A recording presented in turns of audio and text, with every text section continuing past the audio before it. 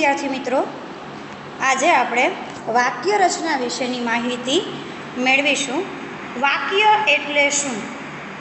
આપણે ભાષાના ધ્વનિઓ, અક્ષરો, શબ્દો વગેરે વિશે શીખ્યા. આપણે ધ્વનિઓ વિશેની માહિતી મેળવી લીધી છે કે ધ્વનિ શ્રેણી કેવી રીતે છૂટી પાડી શકાય છે. પછી આવે અક્ષરો અને પછી આપણે જે વિભક્તિ જ હોય એ આધારે બને શબ્દો એટલે કે પદો. સામાન્ય વ્યવહારમાં આપણે ભાષાને અભિવ્યક્તના ઉત્તમ માધ્યમ કે સાધન તરીકે ઓળખાવીએ છીએ. આપણે કોઈ પણ ભાષા બોલવી હોય તો એની 4 બાબતો સૌથી મહત્ત્વની હોય છે. સૌ પ્રથમ શ્રવણ, અને કોઈ પણ ભાષાને પહેલાં તમારે સાંભળવી પડે, પછી એને બોલવી પડે. શ્રવણ, કથન, અને પછી એને વાંચવી પડે અને અંતમાં એને લખવી પડે. એટલે કોઈ પણ વાક્ય રચના કે ભાષાને સમજવા માટે એના આ 4 વસ્તુ ઉપર તમારે ખાસ ધ્યાન કેન્દ્રિત કરવાનું હોય છે. એટલે કે સાધન તરીકે આપણે ઓળખાવીએ છીએ. ભાષામાં શાની અભિવ્યક્તિ થાય છે એના અનેક જવાબ મળે, પણ એ બધા જવાબના મૂળમાં ખરેખર તો અર્થ પડેલો જોવા મળશે. એટલે એમ કહેવાય કે ભાષા દ્વારા આપણે અર્થની અભિવ્યક્તિ કરીએ છીએ. ભાષામાં અર્થની અભિવ્યક્તિ સામાન્યતઃ વાક્ય દ્વારા થાય છે. જે આપણે વિભક્તિમાં જોયું કે કોઈ પણ જે ભાષા છે એનો ઉપયોગ છે આપણે કેવી રીતે કરીએ છીએ તો કે અભિવ્યક્તિ દ્વારા. એટલે મેં તમને કીધું કે કોઈ પણ ભાષા છે એના 4 રીતે આપણે 4 રીતેના પાયાના સ્વરૂપની માહિતી મેળવવી પડે, બરાબર. એટલે કે અર્થની અભિવ્યક્તિ સામાન્યતઃ વાક્ય દ્વારા થાય. હવે વાક્ય શું? તો કે કર્તા હોય, જેમાં કર્મ હોય, જેમાં ક્રિયાપદ હોય, જેમાં સાધનની જરૂરિયાત હોય, બરાબર, જેમાં સંબંધ દર્શાવેલો હોય. તો આવા બધા પદોના સમૂહને આપણે વાક્ય તરીકે ઓળખીએ છીએ. વાસ્તવમાં તો ભાષા ધ્વનિઓ, અક્ષરો કે શબ્દ રૂપે નહીં પણ ઉક્તિઓ રૂપે અથવા તો વાક્ય રૂપે બોલાય છે. કોઈ પણ ભાષા છે એ શબ્દો દ્વારા નહીં પણ વાક્યો દ્વારા ઓળખાય છે. વાક્ય કોને કહેવાય તેની પ્રાથમિક સમજણ પણ આપણને સૌને છે. વર્ણો, ધ્વનિઓ જોડાઈને રૂપરચના બને, રૂપ જોડાઈને શબ્દ રચના થાય અને શબ્દોની પ્રત્યાદિ લગાડવાથી વાક્યમાં પ્રયોજવામાં આવે. એટલે કે પદ રચના થાય. આપણે જોઈએ ને કર્તા છે એ પદ કહેવાય, કર્મ, બરાબર. આવા પદ સમૂહના ચોક્કસ વ્યવસ્થામાં જોડાઈ વાક્ય રચના થાય. સૌથી પહેલાં કર્તા આવે છે એટલે ક્રિયાપદ આવે. પરંતુ વાક્ય એટલે શું? આ પ્રશ્નોના ઉત્તર આપવાનું થાય ત્યારે આ બાબત આપણને અઘરી લાગે છે, કેમ કે વાક્ય રચના એક સંકુલ ઘટના છે. એટલે થોડીક જટિલ કહેવાય. સંકુલ એટલે સાદી ન કહેવાય, બરાબર. સંકુલતા એના ધ્વનિ રચનામાં ખાસ મહત્વનું હોય. પદ રચના અને એની સાથે જોડાયેલી અર્થ રચનાના નિયમો ભૂમિકાના કારણે છે. વાક્યને પ્રગટવા માટે ધ્વનિ દેહ ધારણ કરવો પડે અને એ માટે ધ્વનિ રચનાના નિયમોમાંથી ભૂમિકાની રચના કરે છે. વળી પાછું રૂપરચના અને અર્થ રચનાની એક ઘણી સૂક્ષ્મ ઘટનાઓમાંથી પસાર થવું પડે. આ બધી ઘટનાઓને આપણે વ્યાકરણની પ્રક્રિયા તરીકે ઓળખાવીએ છીએ. ચાલો, વાક્યના પ્રકારો. વાક્ય પૂરો અર્થ કે વિચાર ભાવ પ્રગટ કરતી રચના છે. ભાષા વ્યવહારમાં અનંત પ્રકારના અર્થો છે અને તે વક્તા ભાષકના પ્રયોજનો અને આશયો અનેક હોય છે. મારો કહેવાનો અર્થ એવો નહોતો, એટલે પ્રયોજન પણ જુદું હોય, એક શબ્દોના અનેક અર્થો પણ થતા હોય અને કયો અર્થ ક્યાં અભિપ્રેત લેવાનો છે એ ભાષામાં ખૂબ જાળવણી કરવી પડે.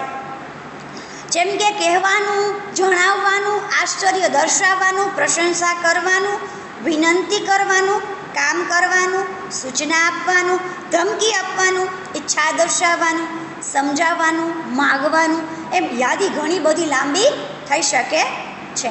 ટૂંકમાં ભાષા પ્રયોજવા પાછળ ભાષકના અનેક આશયો હોય છે. બરાબર, એ શું કહેવા માગે છે? વળી ભાષકનું પ્રયોજન કેવા પ્રકારનું છે એની સાથે સાંભળનાર કે શ્રોતાનું વલણ અને એની સમજણ. ભાઈ હું તને આમ કહેવા માગું તો તારી સમજ ફેર થઈ ગઈ છે. ઘણીવાર આપણે આવું જોતા હોઈએ છીએ. એટલે જો વ્યક્તિમાં અન્ડરસ્ટેન્ડિંગ કે સમજણ ન હોય તો એ વાક્યના અર્થનો અનર્થ પણ થાય. એની ધારણાઓ એમ બીજી અનેક બાબતોનો પ્રભાવ પણ બોલનાર પર હોય છે. અને એ રીતે જેમ કે અર્થ અનેક પ્રકારના થાય એમ વાક્ય રચનાઓ પણ અનેક પ્રકારની થાય. એ માટે આપણે વાક્યના કેટલાક મહત્ત્વના પ્રકારોની જાણકારી મેળવવી જરૂરી છે. વાક્ય એટલે શું? આ જે બધી વાત કરી ને એ ભાષાની અભિવ્યક્તિના આધારે વાક્યનું મહત્ત્વ સમજાયું. હવે બેઝિકલી વાક્યની વ્યાખ્યા શું છે એ દર્શાવેલું છે. શબ્દોનો એવો સમૂહ કે જેમાં કર્તા ક્રિયાપદ આવેલા હોય, જે આપણે વિભક્તિમાં શીખી ગયા છીએ. ધ્વનિ શ્રેણી, બરાબર, એના પછી આવે તરત અક્ષર વિજ્ઞાન. આપણે જે કક્કા તમને આખો વર્ણપટનો પરિચય કરાવી દીધો છે, બરાબર. એ ખાસ ધ્યાન રાખજો. એ શું કામ જરૂરી છે કે કોઈ પણ વાક્ય માટે પહેલાં વર્ણપટ જરૂરી છે. વર્ણપટ પછી ધ્વનિ શ્રેણી આવે, પછી એના પછી વિભક્તિ આવે ને વિભક્તિના પ્રત્યયોના બધા પદો ભેગા થાય એટલે એક વાક્યની રચના થાય. બરાબર. વાક્યોનો અર્થ પૂર્ણ કરે. મનુષ્યના વિચારની અભિવ્યક્તિનો નાનામાં નાનો પણ સ્વયં સંપૂર્ણ ખંડ તે વાક્ય. સ્વયં સંપૂર્ણ ખંડ જે ખુદ પોતાની અંદર એક ખંડ સ્વરૂપે રહેલો છે તેવો. હવે વાક્યના પ્રકારો, વિદ્યાર્થી મિત્રો, 12મા ધોરણ સુધી વાક્યના પ્રકારો આવ્યા કરે છે. એ ધોરણ 9 થી 12 સુધીમાં તમારે વાક્યના પ્રકારો શીખી લેવાના થશે. પણ કોમ્પિટિટિવ એક્ઝામમાં યુપીએસસી, જીપીએસસી કે કોઈ પણ એક્ઝામમાં પણ આ પ્રકારના વાક્યના પ્રકારો પૂછાતા હોય છે.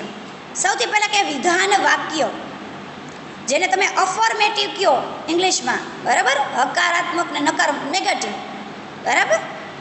શબ્દનો એવો સમૂહ કે જેનો અર્થ પૂર્ણ થાય તથા જે હકાર અથવા નકારનો ભાવ નીકળતો હોય અને વાક્યને છેડે પૂર્ણ વિરામ, તેને વિધાન વાક્ય કહેવામાં આવે.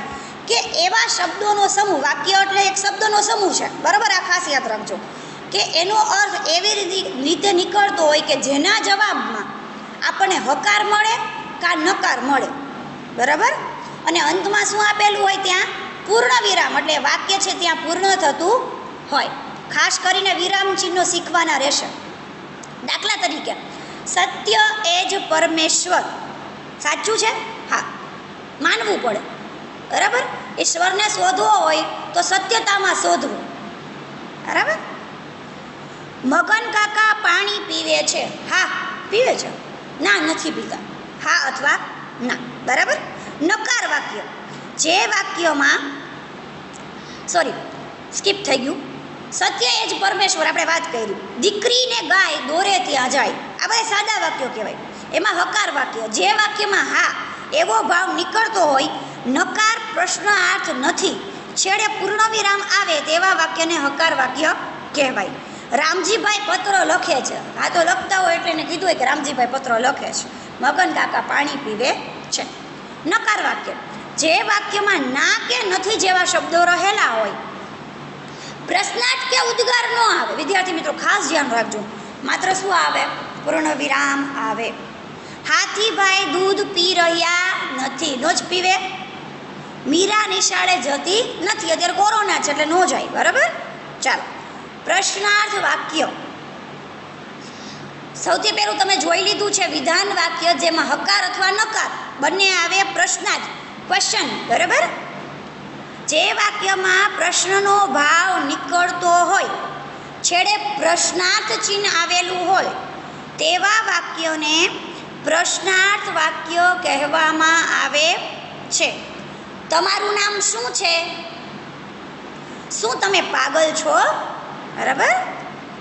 ઉલટ પ્રશ્નો, જે પ્રશ્ન જેમ હા અથવા નામાં થતો હોય, જે વાક્યમાં ફેરફાર કરીને પ્રશ્ન પૂછવામાં આવ્યો હોય તેવા પ્રશ્નને ઉલટ પ્રશ્ન કહે છે. શું તમે ગગજીભાઈના કાકા છો? શું તમારું નામ દર્શનાબેન છે? શું તમે ગુજરાતીના મેડમ છો? શું તમે 3 લાડુ ખાશો? શું તમે આજે નિશાળે જાશો? આવા ઉલટ પ્રકારના, બરાબર. અને માહિતીપ્રદ પ્રશ્નો, આ ખાસ યાદ રાખજો. જે પ્રશ્નના જવાબમાં માહિતી રજૂ કરવાની થતી હોય, પ્રશ્ન સૂચક શબ્દોથી આ પ્રશ્નની શરૂઆત થતી હોય, તમને ખબર છે ને WH વાળા પ્રશ્નો તમારે આવે છે, તે વાક્યોને માહિતીપ્રદ પ્રશ્નાર્થ કહેવામાં આવે છે.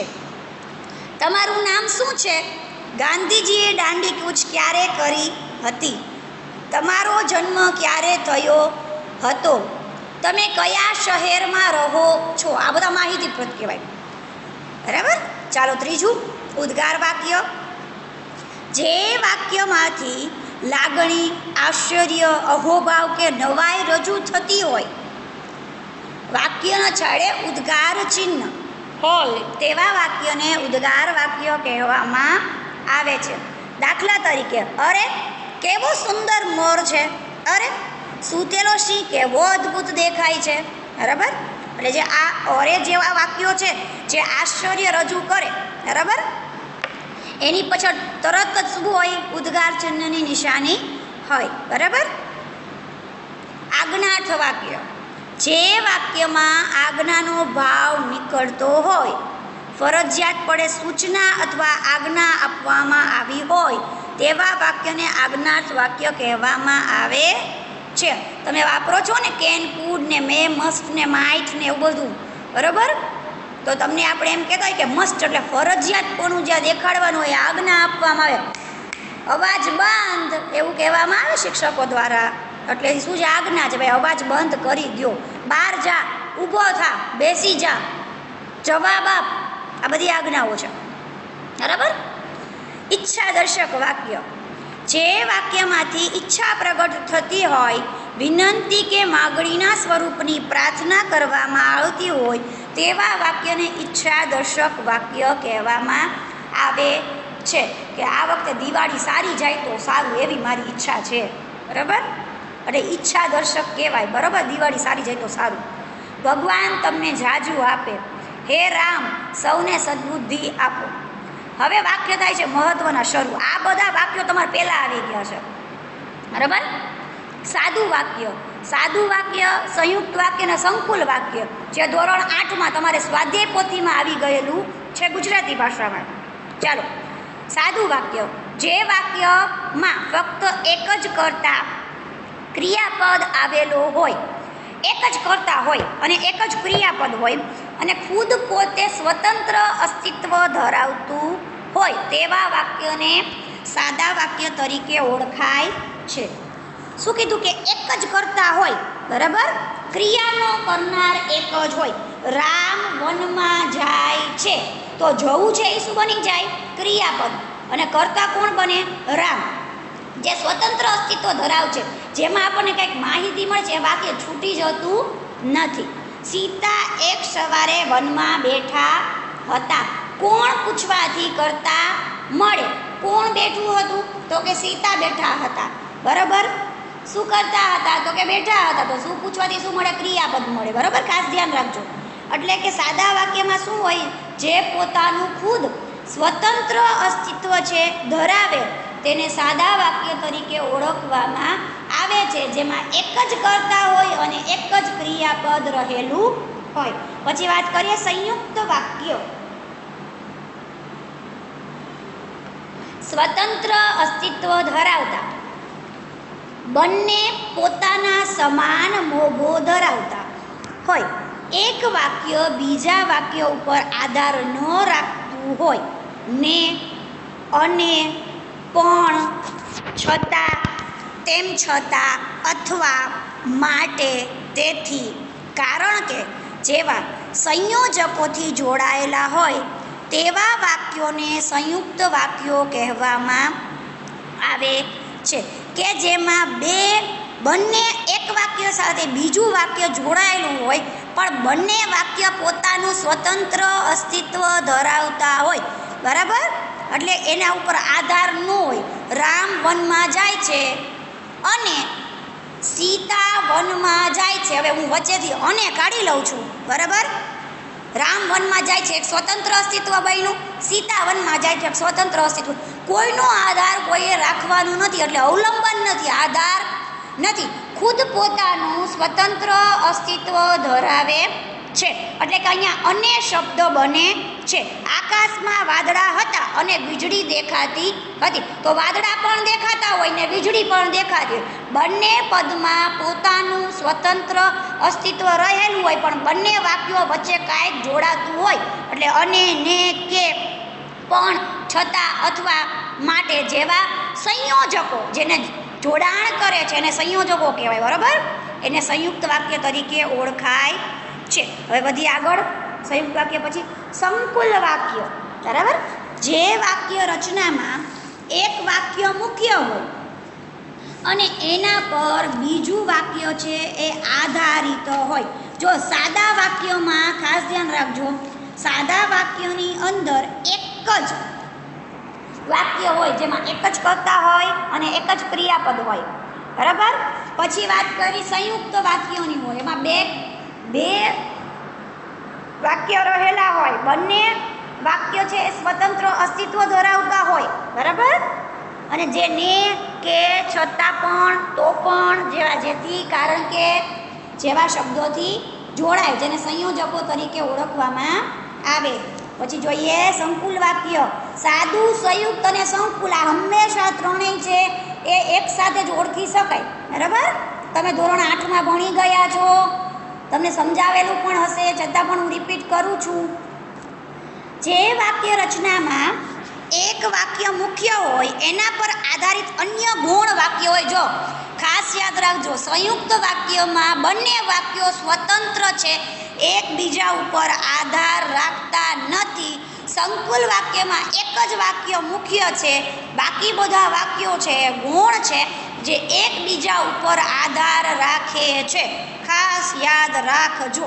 બરાબર, જેવું તેવું, જ્યારે ત્યારે, જો તો, જ્યાં ત્યાં જેવા સંયોજકોથી જોડાયેલા વાક્યોને સંકુલ વાક્યો કહેવામાં આવે છે. જ્યારે અમે રેલવે સ્ટેશન પહોંચ્યા ત્યારે ગાડી જતી રહી હતી. પેલું વાત છે મેઇન છે કે રેલવે સ્ટેશન પહોંચ્યા પછી ગાડી ગઈ, કેમ કે અમે મોડા હતા. એટલે વાક્ય જોડાય એની અંદર. બરાબર, જ્યાં કૃષ્ણ રમતા જમતા ત્યાં ગોપીઓ ગેલી બની જતી હતી. જ્યારે પોલીસ પહોંચી ત્યાં સુધી ચોર ભાગી ગયા હતા, કારણ કે પોલીસને આવવામાં મોડું થયું હતું, એમ પણ કહી શકાય. એટલે ગુણ વાક્ય એક જ જોડાયેલું ન હોય, અન્ય ગુણ વાક્ય પણ જોડાયેલા હોય. બરાબર, એટલે કે એક વસ્તુ મૂળ હોય, બાકી બધાય ગૌણ હોય. બરાબર, ખાસ યાદ રાખજો, જેવું તેવું, જ્યારે ત્યારે, જો તો, જ્યાં ત્યાં જેવા સંયોજકો વપરાય એટલે સંકુલ વાક્ય રચના જ હોય. પ્રેરક વાક્ય રચના એક વ્યક્તિ કરતાં બીજી વ્યક્તિ પ્રેરક કર્તા પાસે ક્રિયા કરાવે તેવા વાક્યને પ્રેરક વાક્ય કહે છે. એક વ્યક્તિ કરતા, બરાબર, એક કર્તા છે, એક વ્યક્તિ છે, ક્રિયાનો કરનાર એને કહેવાય કર્તા. બીજી વ્યક્તિ પ્રેરક કર્તા પાસે ક્રિયા કરાવે, એટલે હું કાંઈક ક્રિયા કરતી હોય તો હું એક વ્યક્તિ છું, પણ હું કોઈક બીજા પાસે કરાવું તો હું એને પ્રેરણા આપનાર પ્રેરક કર્તા પાસે ક્રિયા કરાવું છું, એવું કહેવાય. પ્રેરક વાક્ય બનાવવા મૂળ ધાતુને આવ એવો પ્રત્યય લગાડવામાં આવે છે. મોટે ભાગે આવ આવે. બરાબર, આ ખાસ યાદ રાખજો, અંડરલાઈન કરીને મગજમાં રાખજો. આની ઉપરથી તમારે વાક્ય ઓળખવાના થશે. પ્રેરક વાક્ય માટે શું પ્રત્યય લગાડો? આવ. પછી એમાં અવ હોય, રાવ હોય, દાવ હોય, વાળ હોય, આળ હોય, એડ હોય, ઓળ હોય, પણ 99% શબ્દો છે એ આવ સાથે જોડાયેલા હોય છે. પ્રેરક વાક્યમાં કર્તાને શૂન્ય અને પ્રેરક કર્તાને ને પ્રત્યય લગાડવામાં આવે છે. હવે વિદ્યાર્થી મિત્રો, આપણે કર્તા વિભક્તિમાં શૂન્ય પ્રત્યય જોયેલો હતો, એટલે કર્તાને પ્રેરક વાક્ય રચનામાં કયો પ્રત્યય લાગશે? શૂન્ય પ્રત્યય લાગશે. અને પ્રેરક કર્તાને ને એટલે કર્મ કરે છે. કોણ? તો કે જે કર્તા છે એ બીજી વ્યક્તિ પાસેથી પ્રેરણા કરીને કર્મ કરાવડે છે, એટલે ને ગયું.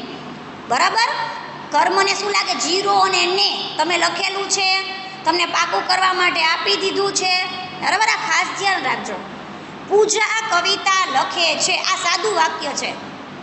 પણ હવે મારે પ્રેરક બનાવવું હોય તો પૂજા છે, કવિતા લખે છે. સાદું વાક્ય એટલે કર્તરી વાક્ય, જેમાં કર્તાની પ્રધાનતા છે. કોણ લખે છે? તો કે પૂજા, એ શૂન્ય પ્રત્યય છે. કવિતા લખે છે, શું કરે છે? લખવાનું કામ કરે છે, ક્રિયાપદ, બરાબર? રૂપાલી પૂજાને કવિતા લખાવે છે, લખ પ્લસ આવ, લખાવે, બરાબર? લખાવે છે. રૂપાલી પૂજાને કવિતા લખાવે છે, આવ પ્રત્યય, બરાબર? ખાસ યાદ રાખજો, રૂપાલી એટલે એ બીજી વ્યક્તિ થઈ, પૂજાને કવિતા લખાવે છે. ચાલો આગળ વધીએ. પુનઃ પ્રેરક વાક્ય રચના. પ્રેરકમાં આવ પ્રત્યય આવે, લખાવે છે. એક વ્યક્તિના કરતા બીજી વ્યક્તિ દ્વારા ત્રીજી વ્યક્તિને પાસે ક્રિયા કરાવે ત્યારે પુનઃ પ્રેરક કહેવાય, ફરીથી, બરાબર? પુનઃ પ્રેરક વાક્ય કે દ્વિતીય પ્રેરક વાક્ય પણ કહે છે. પુનઃ પ્રેરક બનાવતી વખતે પ્રેરક ધાતુને ડાવ પ્રત્યય લાગે છે, બરાબર? ખાસ યાદ રાખજો, કયો પ્રત્યય લાગે પુનઃ પ્રેરકમાં? ડાવ પ્રત્યય લાગે. પૂજા કવિતા લખે છે, હું એમ કહું, બરાબર? અને જો પુનઃ પ્રેરક વાક્ય રચનામાં કર્તાને શૂન્ય લાગે, આપણે કર્તાને જોયું છે શૂન્ય લાગે, પ્રેરકને પાસે લાગે અને પુનઃ પ્રેરકને ને લાગે, બરાબર? પૂજા કવિતા લખે છે, આપણે જોઈ લીધું. કર્તરી પ્રેરક રૂપાલી પૂજાને કવિતા લખાવે છે, પણ પુનઃ પ્રેરક શિક્ષક રૂપાલી પાસે, શિક્ષક છે હવે ત્રીજામાં આવ્યો, બરાબર? સોરી, શિક્ષક રૂપાલી પાસે પૂજાને કવિતા લખાવડાવે, ડાવ પ્રત્યય હોય, આવ પ્લસ ડાવ, બરાબર? લખાવો ડાવે છે, આવો, લખાવો પ્લસ ડાવ, આવ પ્લસ ડાવ, પુનઃ પ્રેરક રચના બની જાય છે. ખાસ યાદ રાખજો, આવ અને ડાવ પ્રત્યયથી જ પ્રેરક અને પુનઃ પ્રેરક છે રચનાની કામગીરી થતી હોય છે.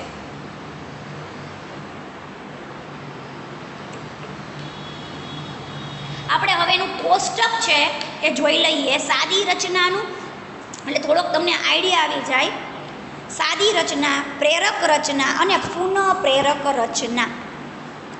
રમને સાદી રચના કીધી છે, પછી રમાડ, રમાડાવ, બરાબર? આપ તો અપાવ, અપાવડાવ, લખ, લખાવ, લખાવડાવ, દોડો એટલે તું દોડના હાથમાં, દોડાવ, ભાઈ તું હાથ પકડીને દોડાવ, દોડાવડાવ, ત્રીજા વ્યક્તિને કહે છે. પડ, પડાવ, પડાવડાવ, ચાલ, ચલાવ, ચલાવડાવ, ખસ, ખસેડો, ખસેડાવ, પૂછ, પૂછાવ, પૂછાવડાવ. ઉપરના ક્રિયા રૂપો જોતા ખ્યાલ આવે છે કે આવ પ્રત્યે લાગતા પ્રેરક બને છે તથા ડાવ પ્રત્યે લાગતા પુનઃ પ્રેરક બને છે. પરંતુ જે પ્રેરક ક્રિયારૂપમાં ડાવ પ્રત્યય લાગેલો હોય તે પુનઃ પ્રેરક બનતા ડાવની જગ્યાએ આવ પ્રત્યય લાગે છે, બરાબર? સાદી રચના. હવે વાક્ય રચના જોઈએ છીએ, આપણે ખાસ ધ્યાન રાખજો. આ કોષ્ટક છે ને થોડુંક સમજજો, કારણ કે આમાં છે ને વર્તમાન, ભવિષ્ય અને ભૂત ત્રણેયની બાબતો આપેલી હશે. શિક્ષક લખે છે સાદી રચના. શિક્ષક પાયલને, જો પ્રેરકમાં શું થાય? ને પ્રત્યય લાગે, અને ઓલાને શું લાગે? શિક્ષકને શૂન્ય પ્રત્યય લાગે. એટલે પ્રથમ કર્તાને શૂન્ય પ્રત્યય અને પ્રેરક કર્તાને ને પ્રત્યય. અને પુનઃ પ્રેરક કર્તા છે એમાં પુનઃ પ્રેરકમાં જે ત્રીજી વ્યક્તિને ને, બીજી વ્યક્તિને પાસે અને શિક્ષકને શૂન્ય. ખાસ યાદ રાખવાનું હો, પ્રથમ દ્વિતીય પ્રેરક માટે, પુનઃ પ્રેરક માટે પ્રથમ, દ્વિતીય અને તૃતીય. પ્રથમને શું લાગે? પ્રેરકમાં ખાસ યાદ રાખવાનું શૂન્ય, દ્વિતીય વ્યક્તિને લાગે ને પ્રત્યય, એટલે કર્તા અને કર્મ, બરાબર? પછી અહીંયા વાત કરી પુનઃ પ્રેરકમાં, બરાબર? શિક્ષક પાયલ પાસે, એટલે કે શૂન્ય, પાસે અને ને. પહેલી વ્યક્તિને શૂન્ય, બીજી વ્યક્તિને પાસે, ત્રીજી વ્યક્તિને ને. बराबर। शिक्षक लखे छे, शिक्षक पायलने लखावे छे, आव प्रत्यय लखावे, आव लखावे छे। हवे पुनः प्रेरक, बराबर। शिक्षक पायल पासे लखावडावे, दाव प्रत्यय लखावडावे छे। शिक्षक लखी रह्यो छे, शिक्षक पायलने लखावी रह्यो छे। शिक्षक पायल पासे विद्यार्थीओने लखावडावी रह्यो छे। आ वाक्य तमे घणी बधी वार तमारा क्लासमां जोयुं हशे। एक टीचर आवी अने कोई XYZ स्टुडન્ટ जे होशियार होय ने एने के भाई तू लखावतो, तो ए त्रीजा व्यक्ति पासे काम करशे એટલે શું કરે, પુનઃ પ્રેરક બને છે। शिक्षके लखी लीधुं छे, शिक्षके पायलने लखावी लीधुं छे। शिक्षके करता थी हो ए એટલે शिक्षके पायल पासे विद्यार्थीओने लखावडावी लीधुं छे। आ છે વર્તમાન કાળની વાત। પછી છે शिक्षके लख्યું, शिक्षके पायलने लखाव्યું, शिक्षक पायल पासे लखावडाव्યું। शिक्षक लखी रह्यो हतो, शिक्षक पायलने लखावी रह्यो हतो। शिक्षक पायल पासे विद्यार्थीओने लखावडावी रह्यो हतो। शिक्षके लखी लीधुं हतुं, शिक्षके पायलने लखावी लीधुं हतुं। शिक्षक पायल पासे विद्यार्थीओने लखावडावी लीधुं हतुं। शिक्षक लखशे, शिक्षक पायलने लखावशे। शिक्षक पायल पासे विद्यार्थीओने लखावडावशे। शिक्षक लखी रह्यो हशे, शिक्षक पायलने लखावी रह्यो हशे। शिक्षक पायल पासे विद्यार्थीओने लखावडावी रह्यो हशे। शिक्षके लखी लीधुं हशे, शिक्षके पायलने लखावी लीधुं हशे। शिक्षके पायल पासे विद्यार्थीओने लखावडावी लीधुं हशे। जो खास करो, आ खास तमारे आटली वाक्य रचना करो એટલે કોમ્પિટિટિવ એક્ઝામ સુધીની બધી વાક્ય રચના એ પૂરી થાય। પછી વાત છે ભાવે વાક્ય રચના। ભાવે રચના બનાવતી મુખ્યતા હોય એટલે કે ભાવની પ્રધાનતા હોય છે। એટલે અહીંયા ભાવ ઉપર વિશેષ ભાર આપવામાં આવે છે। ભાવે રચનામાં કર્તા સાધન રૂપે હોય છે। સાધન રૂપ કીધું તમને, કર્તા કયા હોય? સાધન રૂપ। સાધન રૂપ એટલે કઈ વિભક્તિ આવે? તો કે કરણ વિભક્તિ આવે। હવે કરણ વિભક્તિના પ્રત્યયો કયા હોય? થી, થકી, વડે, દ્વારા। જો આમાં ખાસ યાદ રાખજો, વિભક્તિ કરશો તો અને તો જ તમને વાક્ય રચના સમજાશે।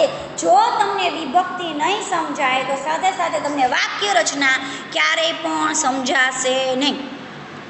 ભાવે વાક્ય રચના છે એમાં કર્તા, ઓમાં કર્તા છે ને પહેલી વિભક્તિમાં જતો, જીરો અને ને, પ્રેરક અને પુનઃ પ્રેરકની વાત કરું છું તમને।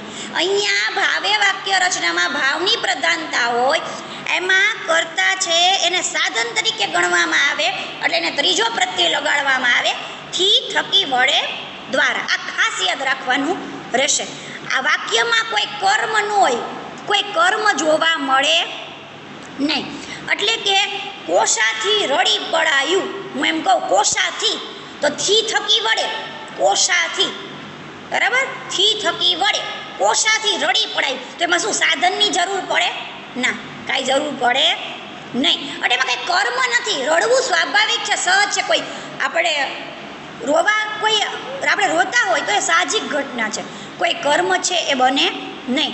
દાદાજીથી હસી પડાય છે તો હસવું સ્વાભાવિક રીતે આવે, સાહજિક ઘટના છે, ભાવ છે, અંદરના ભાવ છે, બરાબર। ખાસ યાદ રાખજો, ભાવે વાક્ય રચનામાં ભાવની પ્રધાનતા છે। કર્તાને ત્રીજી વિભક્તિમાં મૂકવામાં આવે, ત્રીજી વિભક્તિ એટલે કરણ વિભક્તિ પણ કહેવાય અને સાધન વિભક્તિ પણ કહેવાય। એ વાક્યમાં કર્મ હોતું નથી, એટલે કોઈ કર્મ ન કરવાનું, અકર્મ કોઈ વાક્ય, કેમ કે સહજતાથી બને, ભાવથી બને। ગુસ્સો આવે તો એ સહજતાથી આવે, કોઈ વર્તનને જોઈને। આપણું કર્મ ન હોય ગુસ્સો કરવો હોય, બરાબર। સકર્મક ક્રિયાપદનો ઉપયોગ અકર્મક ક્રિયાપદ તરીકે થતો હોય, જે કર્મ કહેવાય એકચ્યુઅલમાં, પણ એ આપણે જાણી જોઈને કરતા હોય નહીં, સાહજિકતાથી કરતા હોય એવું।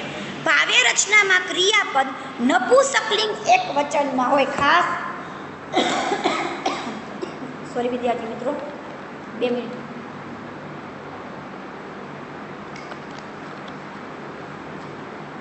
ભાવે રચના છે એની અંદર ક્રિયાપદ છે એ નપુંસકલિંગ એક વચનમાં હોય. ક્રિયાપદ પડાયું, કેવું, પડાયું, જવાયું, બરાબર. ભાવેમાં કર્મણી જેવું જ હોય પરંતુ તેમાં કર્મ હોતું નથી. જો કર્મણી વાક્ય રચના ને ભાવે વાક્ય રચના સરખી લાગે, પણ કર્મણીમાં ખાસ યાદ રાખજો કર્મ હોય, બરાબર. કર્મણીમાં કર્મ હોય, ભાવે વાક્ય રચનામાં કર્મ હોય નહીં, બરાબર. પરંતુ તેમાં કર્મ હોય નહીં. હવે ખાસ યાદ રાખો કર્તરી પ્રયોગ. કર્તરી પ્રયોગમાં કર્તાની મુખ્યતા હોય છે અને ક્રિયાપદનો ઉપયોગ કર્તાના પુરુષ, લિંગ અને વચન પ્રમાણે થાય છે. એટલે કે કર્તરી પ્રયોગમાં વર્તમાનકાળ, ભૂતકાળ, ભવિષ્યકાળ અને ક્રિયાર્થ પદ શક્ય બને છે. મેઘા પુસ્તક લખે છે, નિશા ચિત્ર દોરે છે, જેમાં ક્રિયાપદનો કર્તા પુરુષલિંગ અને વચન પ્રમાણે ચાલે છે. રામ વનમાં જાય છે, બરાબર. સીતા વનમાં જાય છે, એમ કહું. રામ, લક્ષ્મણ અને ભરત, બરાબર, એ શું છે તો કે અયોધ્યાના રાજા અને રાણીઓમાંના એક છે. આપણે એમ બોલતા હોય જ્યારે કોઈ પણ વસ્તુ, બરાબર, ત્યારે એ સામાન્ય વાક્ય બને જેમાં કર્તાની પ્રધાનતા હોય એવું. કર્તરી અને ભાવ્ય એટલામાં જક્ષણી આવી ગઈ.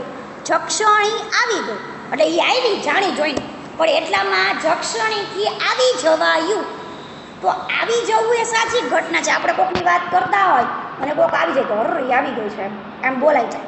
કોશા રડી પડી, કરતા કરે છે ક્રિયા, રડી પડી, પણ રડી પડાય હું અહીંથી રાડું પાડું એમ કે તું કેમ લેસન કરીને આવી નથી ને, તું કેમ બરોબર ક્લાસમાં ધ્યાન દેતી નથી, બરાબર. હું જ્યારે ખીજાઉં છું તો સહજ છે, ભાવ છે, તો એનાથી શું થાય, રડી પડાય, બરાબર. ગીલો ધરાય નહીં. એક પાઠ આવતો પહેલાં જૂના સિલેબસમાં, ગીલાનો છકડો, બરાબર. ગીલો ધરાય નહીં, ગીલાથી ધરાવાય નહીં. હું તો થથરી ગઈ એટલે કે હું ધ્રુજી ગઈ, બરાબર. મારાથી ધ્રુજી જવાયું કે થથરી જવાયું. બાકીના ઉદાહરણો ઘણા બધા છે. હવે ખાસ કરીને આજે તમને ત્રીજું કોષ્ટક મારે સમજાવવું છે, બરાબર. 10મા ધોરણવાળાને ખાસ આઈએમપી છે, બરાબર. અને 9મા વાળાને પણ સાથે સાથે કરાવી દઉં છું. બંને લોકોએ સાથે જ કરવાનું છે. કર્તરી, કર્તરીમાં શું હોય, કરતા હોય, અને કર્મણીમાં મહત્વ શું હોય, કર્મનું હોય. આટલું તો ખબર પડે આપણને, બરાબર. તો કર્તા છે એ શેમાં હોય, પ્રથમ વિભક્તિમાં હોય, કર્તરીમાં. અને કર્તાને શૂન્ય અથવા એ પ્રત્યે લાગે, કારણ કે કર્તાને કયા પ્રત્યે લાગે, વિભક્તિ યાદ કરો તો, બરાબર, 0 અને એ પ્રત્યે. જ્યારે કર્મણી વાક્ય રચના છે એની અંદર કર્તાની કઈ વિભક્તિ જાય, કર્મ છે, અહીંયા ત્રીજી વિભક્તિમાં જાય, કર્મણીમાં, અને એને થી થકી વડે લાગે. યાદ રાખજો, કર્તરીમાં કર્તાને 0 અને એ પ્રત્યે લાગે, કર્મણીમાં એ ત્રીજી વિભક્તિમાં જાય. કોણ, તો કે કર્તા. કર્તા ત્રીજી વિભક્તિમાં જાય અને થી થકી વડે દ્વારા જેવા પ્રત્યયો લાગે. પછી બીજું કીધું, કર્મ બીજી વિભક્તિમાં હોય. હવે કર્મ બીજી જ વિભક્તિમાં હોય, બીજી વિભક્તિ છે શેમાં, કર્તામાં, જેમાં શૂન્ય અને ને પ્રત્યે લાગે, અને ક્રિયાપદ કર્તાના પુરુષલિંગ વચન પ્રમાણે એટલે એક પ્રમાણે અનુસરે. એટલે કે કર્તા છે એ સ્ત્રીલિંગ વાચક હોય, પુલ્લિંગ વાચક હોય કે નપુંસકલિંગ હોય, તો એ જ પ્રમાણે ક્રિયાપદ છે એની સાથે જોડાયેલું હોય. કર્તા ત્રીજી વિભક્તિમાં હોય અને થી થકી વડે દ્વારા જેવા પ્રત્યયો લાગે છે. કર્મ પ્રથમ વિભક્તિમાં હોય છે અને તેને શૂન્ય પ્રત્યય લાગે છે. કર્મ કઈ વિભક્તિમાં હોય, પ્રથમામાં જાય, દ્વિતીયામાં હોય, પણ શેમાં જાય, કર્મણીમાં પ્રથમામાં જાય અને પ્રત્યય કયો લાગે, શૂન્ય. ક્રિયાપદ કર્મના પુરુષલિંગ વચન પ્રમાણે અનુસરે. એટલે કે પહેલી વિભક્તિ બીજી વિભક્તિને પહેલીને અનુસરે. એટલે 1, 2, 1 એટલે યાદ રખાય 121. કર્તરીની ચાવી છે 121. અને કર્મણીની ચાવી કઈ છે, ક્રિયાપદ કર્મના પુરુષના લિંગ વચન પ્રમાણે ચાલે છે. 3, 1, 1, બરાબર. ઉદાહરણ, અવની પુસ્તક વાંચે છે. અવની છે કર્તા, અવની કયો પ્રત્યય લાગ્યો, શૂન્ય, બરાબર. વાંચે છે વિભક્તિ કર્મ શું છે, પુસ્તક વાંચવું, બરાબર, શૂન્ય છે. સોરી વિદ્યાર્થી મિત્રો, અવની છે એ શું છે? કર્તા છે, બરાબર? ખાસ જોજો, પુસ્તક છે એ કર્મ છે શૂન્ય પ્રત્યય, અને વાંચે છે તો એ ક્રિયાપદ છે. કોને અનુસરે? અવની પ્રમાણે વાંચે છે, બરાબર? હવે વાત કરીએ સામેના ઉદાહરણમાં કર્મણીમાં ફેરવો. હવે અવની છે ને એને ત્રીજી વિભક્તિમાં જવા દો. અવની છે અહીંયા પહેલી વિભક્તિમાં છે, બરાબર? હવે એના દ્વારા થી થકી વડે દ્વારા, તો અવની દ્વારા પુસ્તકનું પુસ્તક રે, જો શૂન્ય પ્રત્યય જ છે બેટા, ખાસ વાત. અને ક્રિયાપદ કર્મ અનુસાર વચાય છે. શું કામ? કારણ કે કર્મ શું છે? પુસ્તક દ્વારા વચાય છે. પુસ્તક એમ ન કહેવાય અવની દ્વારા પુસ્તક વાંચે છે, એમ ન કહેવાય, વચાય છે, બરાબર? અવની પુસ્તક વાંચી રહી છે, અવની દ્વારા પુસ્તક વચાઈ રહ્યું છે, બરાબર? અહીંયા રહી છે કીધું, કેમ? કર્તા કેવી છે? સ્ત્રીલિંગવાચક છે, તો અહીંયા સ્ત્રીલિંગવાચકમાં રહી છે, અહીંયા રહ્યું છે પુસ્તક, બરાબર? કારણ કે અહીંયા કર્મ છે, એમાં કર્મણી વાક્ય રચનામાં કર્મને પ્રધાનતા હોય, બરાબર? આ ખાસ યાદ રાખજો. કર્તરી વાક્ય રચનામાં કર્તાને પ્રધાનતા હોય, કર્મણી વાક્ય રચનામાં કર્મને પ્રધાનતા હોય. ખાસ કરીને ક્રિયાપદ છે ને કર્મના પુરુષ પ્રમાણે અનુસરે. કર્મ અહીંયા પુસ્તક લેવાનું છે, અવની દ્વારા પુસ્તક વચાઈ રહ્યું છે, નકર એમ કે રહી છે, બરાબર? આ ખાસ યાદ રાખજો. ત્રીજું, અવનીએ પુસ્તક વાંચી લીધું છે, અવની દ્વારા પુસ્તક વચાઈ ગયું છે. અવનીએ પુસ્તક વાંચ્યું, અવની દ્વારા પુસ્તક વંચાયું. અવની પુસ્તક વાંચી રહી છે, અવની દ્વારા પુસ્તક વચાઈ રહ્યું હતું. અવનીએ પુસ્તક વાંચી લીધું હતું, અવની દ્વારા પુસ્તક વચાઈ ગયું હતું. અવની પુસ્તક વાંચશે, અવની દ્વારા પુસ્તક વંચાશે. અવની પુસ્તક વાંચી રહી હશે, અવની દ્વારા પુસ્તક વચાઈ રહ્યું હશે. અવનીએ પુસ્તક વાંચી લીધું હશે, અવની દ્વારા પુસ્તક વચાઈ ગયું હશે. હવે ભાઈ ત્રણેય કાળના પ્રત્યયો પ્રમાણે આપણે શીખી ગયા છીએ. તમારે ખાસ યાદ રાખવાનું છે કર્તરી કર્મણીમાં, બરાબર? ખાલી એક તમારે ઉપરના જે કોષ્ટક છે 121 ને 311ની ચાવી છે ખાસ પાકી કરી લેવાની છે. બાકીના ઉદાહરણો તમને આપ્યા છે, તૈયારી કરજો. આપણે અહીંયા વાક્યના પ્રકારો અહીંયા અટકાવીએ છીએ, બરાબર?